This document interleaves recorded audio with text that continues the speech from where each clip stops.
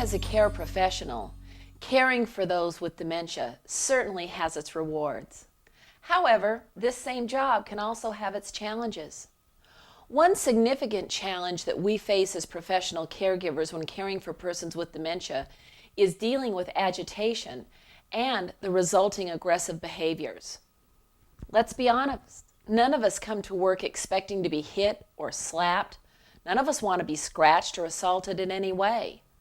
We also feel terribly responsible for all of the residents under our care, and we worry should a resident become aggressive towards another resident.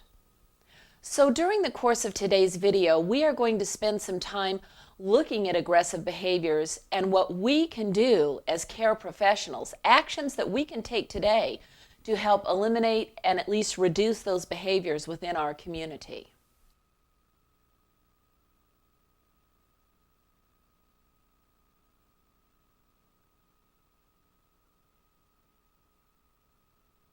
Well, I think the most common behavior that we're concerned about, obviously, is aggressive or violent behavior.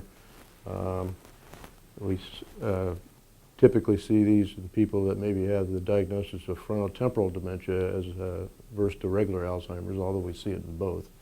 Let's talk about some of the changes we might notice when our resident becomes agitated. Some residents pace excessively. They move around a lot. Some residents become very restless, wringing their hands and moving their body about.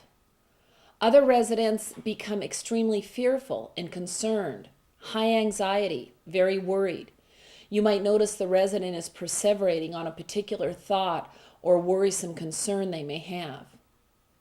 You may also notice a change simply in their facial expression. The resident gets a furrow in their brow, they just look very worried, or you may see body language where they just are, you can just tell by looking at them that something is not right. They're feeling very agitated.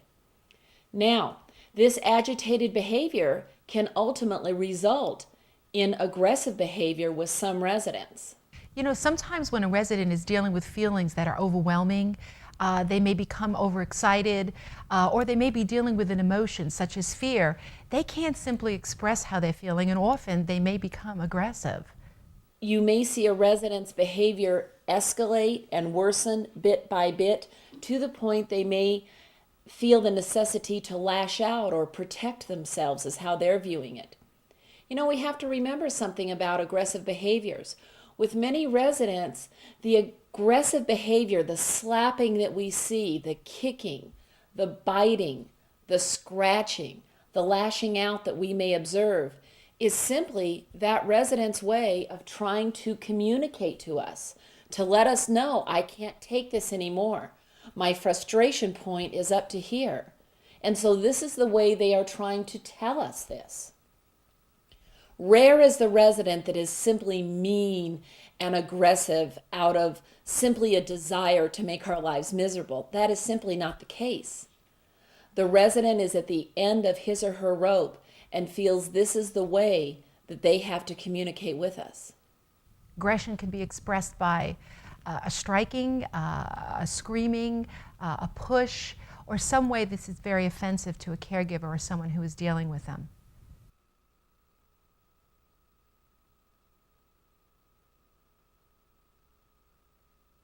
Aggression can be the resulting behavior from agitation and concern. Now, let's look at why our residents might become agitated in the first place. You know the dementia basics. This video is really designed for you, the advanced caregiver. So let's explore and talk about some of the reasons we might have aggressive behavior in the first place.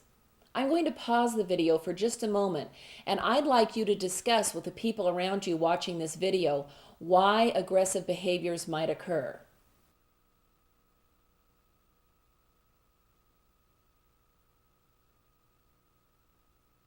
Now that you've had time to discuss, did you mention any of these? Physical discomfort, was that one of the ones you talked about? Did you mention the fact the resident could be hungry or needs to use the toilet? Did you discuss separation anxiety? Maybe the resident is newly placed within the community. Did you discuss the environment? Perhaps there's something in the environment that is upsetting that resident. It could be too much stimulation, there's too much clutter around that may be upsetting them.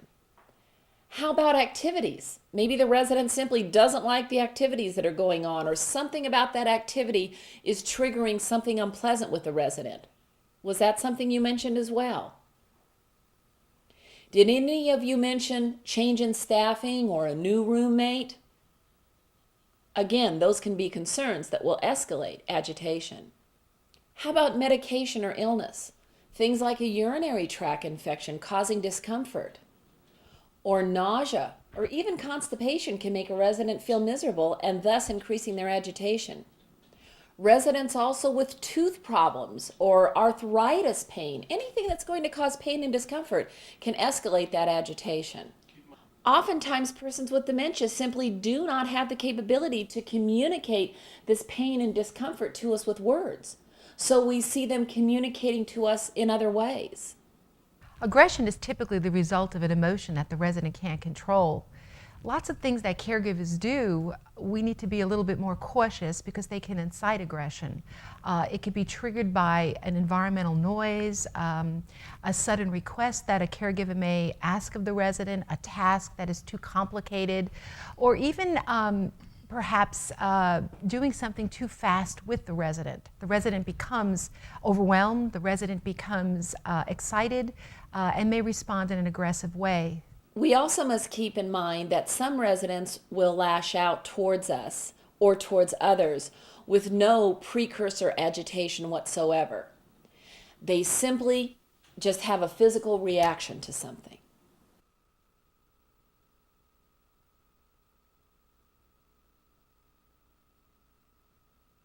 It's important to have some background information about our residents regarding aggressive behaviors. We can interview family members and others that have cared for the resident in the past and ask them if there has been a history of any aggressive or assaultive type behaviors. Well, of course, we do have pre-screening with the family, and we try to go into the home to actually observe the person ourselves. We get the physician's report. And then again, we try to be sure they have the right diagnosis. I mean, do we have a younger person with frontotemporal dementia? If we do, we kind of know what to expect. It's also important to ask family members what pushes the button of that resident. Let's be honest, all of us as human beings have things in our own lives that we may find particularly annoying or irritating. Well, so does that resident. So if we know what may tend to aggravate that resident, we can help avoid episodes of agitation and aggression. Inquire about pharmacological treatment the resident may have had in the past. Now remember, it is never the desire in any residential community that we use medication as a chemical restraint. We never want to give so much anti-anxiety medication to a resident that they are literally snowed and sitting there in a lethargic state so that they don't have aggressive behaviors. We want to use our good programming to avoid aggressive behaviors. But some residents may also augment or supplement with medication as prescribed by the physician. So you'll want to be aware and understand the use of these medications. Polypharmacy continues to be an issue, not only the various drugs, but the amount that are administered. Most dementia patients do well on pediatric doses instead of adult doses. I think where we see the biggest problem is if you have somebody with Lewy body dementia and somebody gives them a psychotropic drug that's inappropriate, we get into real trouble. Or the person that has frontotemporal dementia again, that's very violent, using antipsychotic drugs or sedative hypnotics or tranquilizers just don't work. Whereas if you use a low-dose anticonvulsant, such as Depakote, these people are very easy to manage. So getting the right diagnosis and matching it up with the right medicine.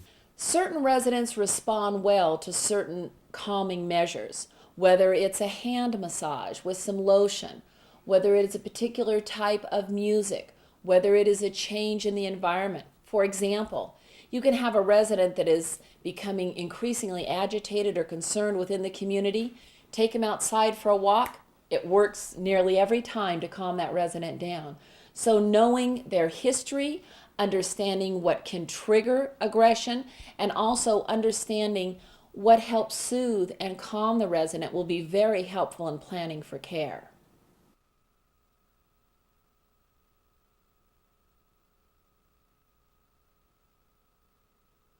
Follow your facility protocol regarding tracking and monitoring behaviors.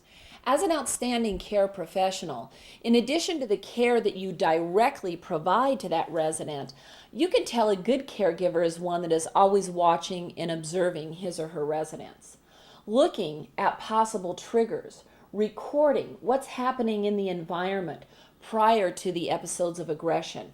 What time of day is it? What is the resident involved in as far as activities? Have there been any unusual visitors or people in the environment that may stimulate episodes of aggression? A lot of times people will call or talk to me and just say that the patient's out of control. Well, what time of day was it? What medicines are they on currently? What happened before the behavior started? Who were they with? All those kind of things I think can be helpful in problem solving the issue. Make sure that you're appropriately monitoring your residents to record any antecedents to aggressive behavior.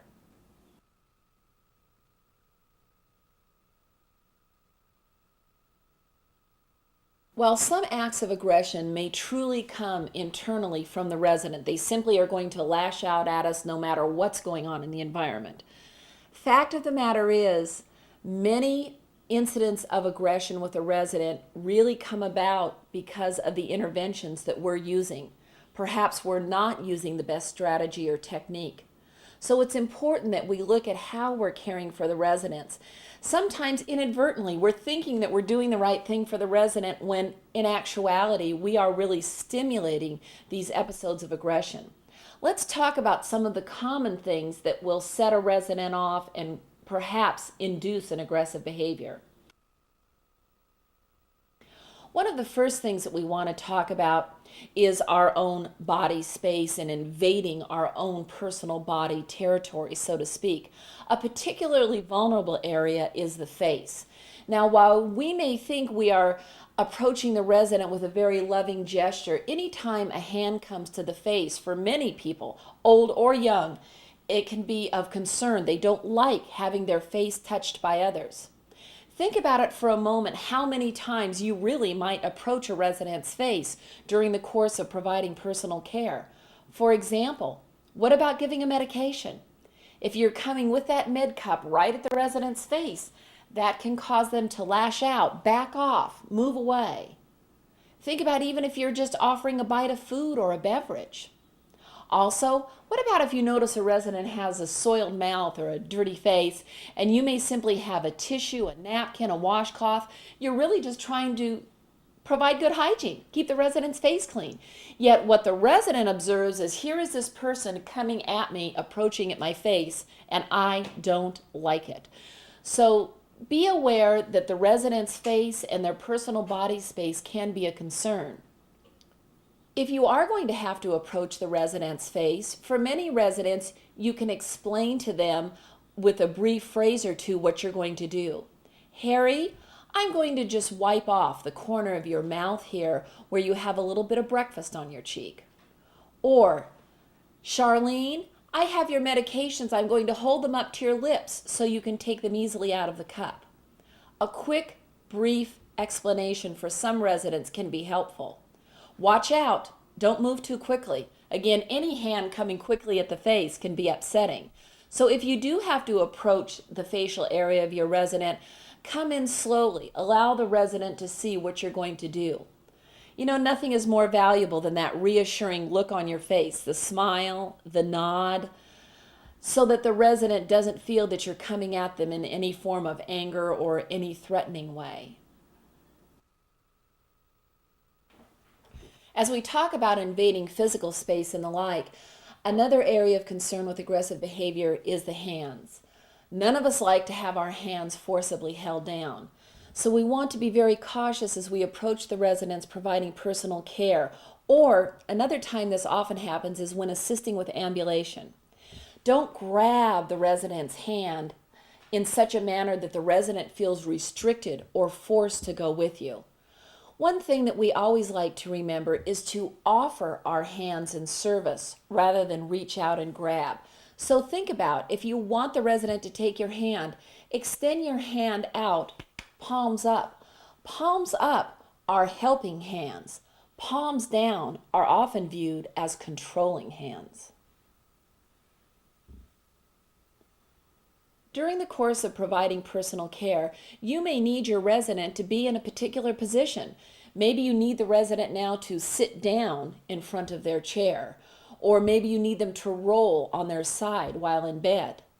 Now, we know what we want the resident to do and why it's good for them to do that at this particular moment. However, the resident may perceive this as you acting very aggressively and forcing them into a position. So again, move slowly, repeat, and perhaps repeat again and again what you want the resident to do. Charlie, let's sit down. Charlie, bend your knees. Reassure the resident. Charlie, I have a hold of you now. I'm not going to let you fall while you sit down gently on the chair. Charlie, I have a hold of you. Charlie, bend your knees. Charlie, let's sit down carefully. Again, repeating those very simple phrases to the resident, coaching them in the physical position you want them to be. Use your hands, use your body to mimic. Lower your body down. Charlie, let's sit down in the chair. All of this will help the resident understand what it is you want him or her to do. Again, if the resident absolutely does not want to sit down, even though you may want them to be seated, never force the resident. In addition to this being a violation of their rights, the bottom line is you're going to set up that momentum of escalation. Wait a few minutes. Reattempt having him sit down in just a couple of minutes.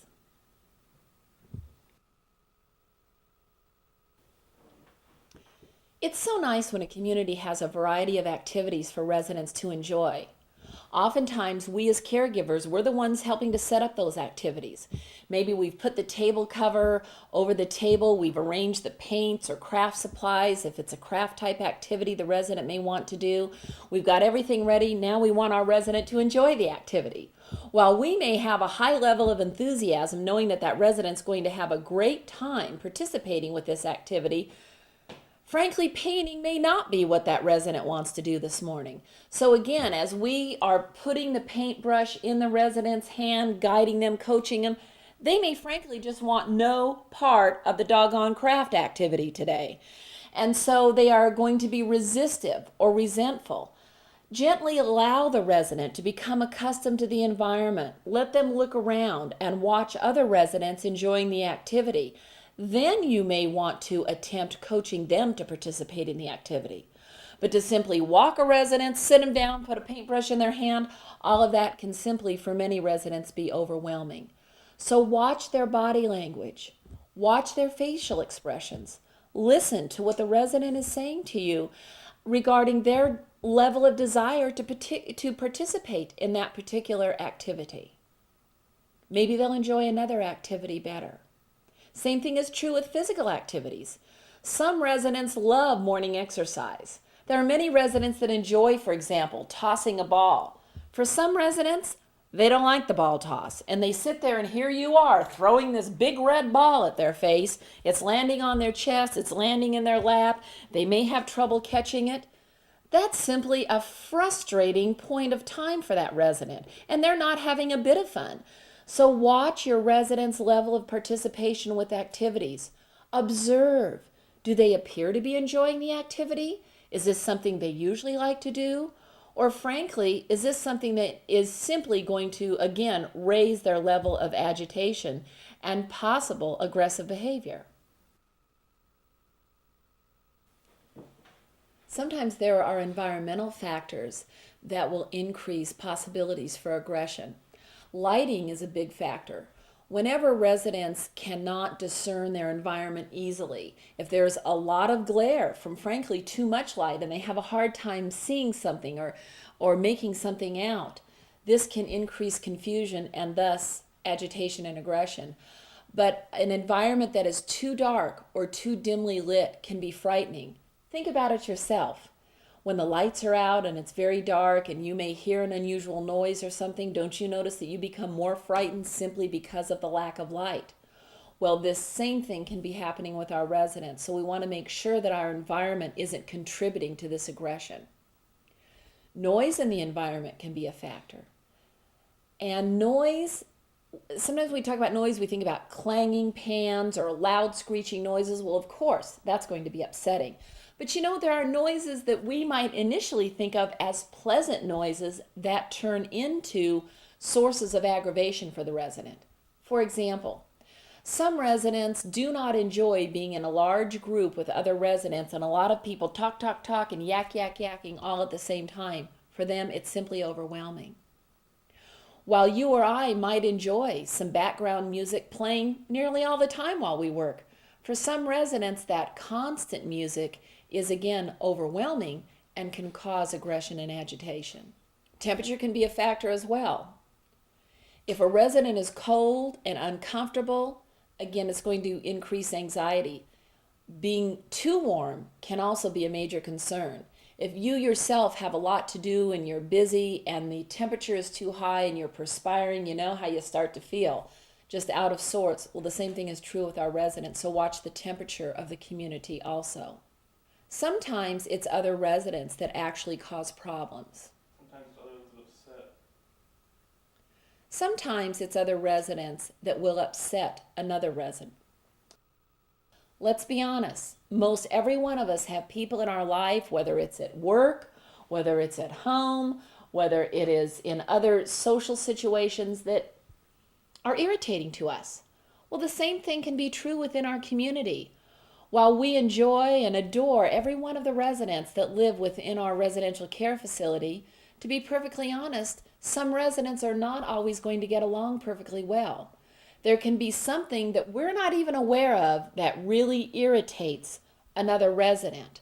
So we want to be aware that when residents don't seem to get along well, it's best to try and keep them separated as much as physically possible. Now, it doesn't mean one needs to be put in a room when the other one comes out. No, we don't need to be excessive about it, but encourage them to participate in different activities at different times of the day. It behooves everybody, when you see somebody starting to escalate, that you take them out of a real busy or, frustrating environment.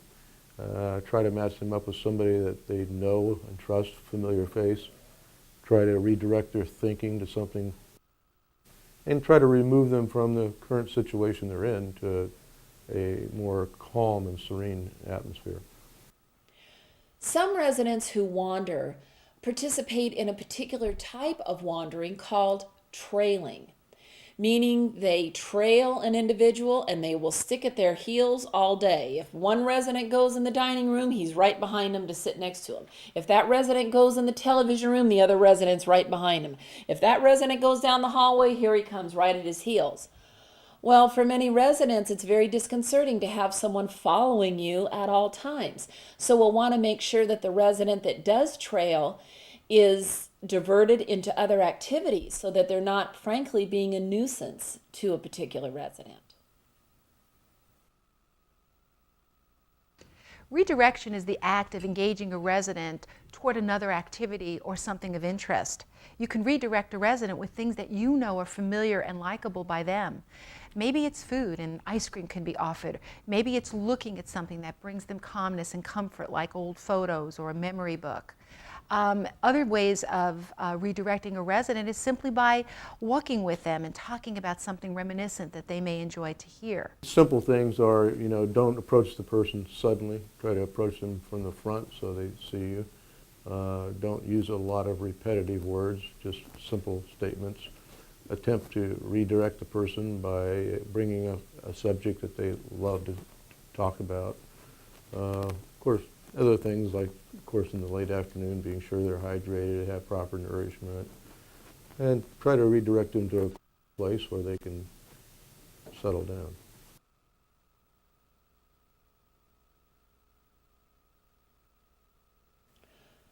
Oftentimes, how we communicate to a resident can affect whether or not we're going to see aggressive behaviors. Never threaten a resident in any way. Never use the phrase, if you don't, Charlie, if you don't put this sweater on, I'm not going to let you go outside. Or if you don't wash your face, you can't come to the dining room. Those are threats, and that's abusive. So simply remove that always from your vocabulary. Never threaten a resident that if they don't do something, something else will result. When we're talking to our residents, or particularly if we're coaching our residents during an activity of daily living, allow the resident time to talk. Any of us feel about this tall if someone is always cutting us off. So you may know what a resident wants. Maybe the resident is trying to tell you they want a drink of water. You know that's what they're going to ask for. Allow them still to say it. Don't cut them off with yeah, and say things like that. That's very unnerving for the resident. So allow the resident to finish his or her thought. Even if you've heard that thought 10 times before, they deserve the respect to be able to communicate to us and with us. If a resident is worried about something, maybe they're starting to tell you, I'm so worried about my little one, I haven't seen him around today. Don't simply cut the resident off. If you want to use a method of distraction and engage them into a more pleasant topic, great, but never cut them off. Allow them to communicate. Remember, many residents have trouble with aphasia and they have limited language use. So listen to the emotion behind the words, because sometimes the nouns or the verbs they're using really aren't communicating exactly what their desires or needs are. So listen attentively to your resident. Be patient. Allow them to complete their sentences and thoughts. Provide reassurance during this entire period. Never rationalize with a resident. Oftentimes, persons with moderate to advanced dementia simply do not have the ability to process and analyze rationally any longer. And if you're using rationalizations, it can simply anger them. A resident may take cardiac meds. Maybe one of those meds is a diuretic that stops their feet from swelling. If you have a resident with significant dementia, and you are going to stand there and give them a 5-minute lecture on why it's important that they take their diuretics so that they urinate appropriately and pull the excess fluid off and their feet won't swell and they'll avoid congestive heart failure, believe me, you've lost that resident. And all they're hearing is you yakka, which frankly can be very irritating. So instead, attempt to give the med pleasantly. If they refuse, reattempt it in a few minutes. Have another caregiver try and give the med. Use all of your good interventions, but don't simply stand there and rationalize. It can simply be a point of irritation. Avoid asking a resident why they do a particular behavior. If a resident has grabbed out and pinched your skin, to say to that resident, "Why did you pinch me, Charlie?" You're probably not going to get the accurate answer in the first place. And again, why questions can simply increase their anxiety. Why did you do this? Why did you go in the other resident's room? Why are you walking so much? Again, the why questions are simply sources of irritation. Simply use your good dementia interventions, guide them to a different activity, distract them in pleasant conversation, reassuring the resident at all times.